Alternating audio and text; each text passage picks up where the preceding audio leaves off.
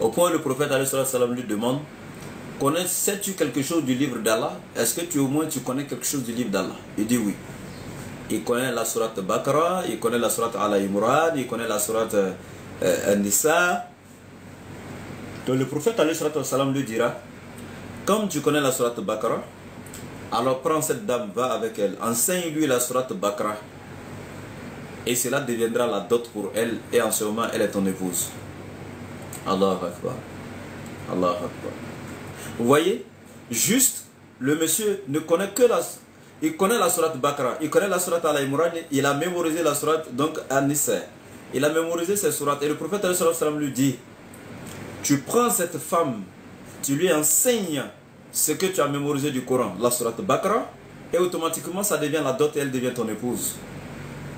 Il a marié la femme avec une sourate comme dot, la parole d'Allah. Vous voyez, ça c'est la meilleure des dots, mes soeurs. Écoutez attentivement, vous qui voulez, quand on veut vous marier, vos parents imposent des choses de sorte que le jeune homme même, c'est-à-dire que tout ce qu'il avait prévu après le mariage de monter un petit projet pour vous prendre en charge là, tes parents ont pris tout ça. C'est-à-dire ils ont déguerpi les poches même du monsieur. Tout. Rasé même complètement. Ils vont te parler de 5 bœufs.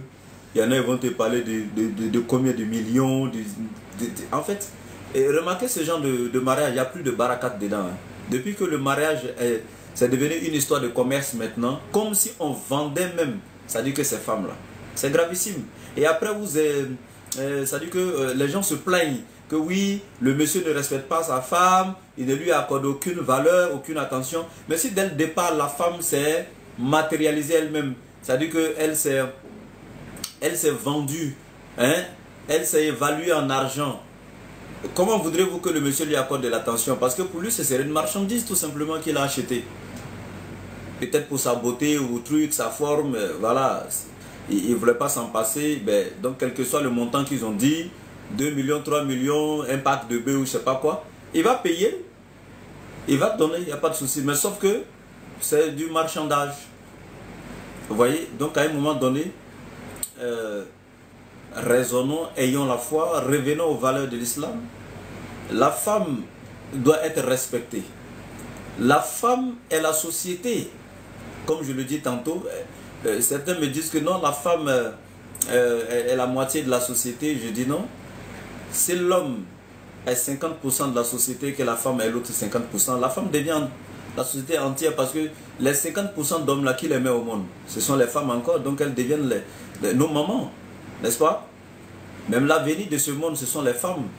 Qui met les enfants au monde? Ce sont les femmes. Si les enfants sont l'avenir, si les enfants sont donc l'avenir de ce monde, qui met ses petits-enfants au monde? Ce sont les femmes.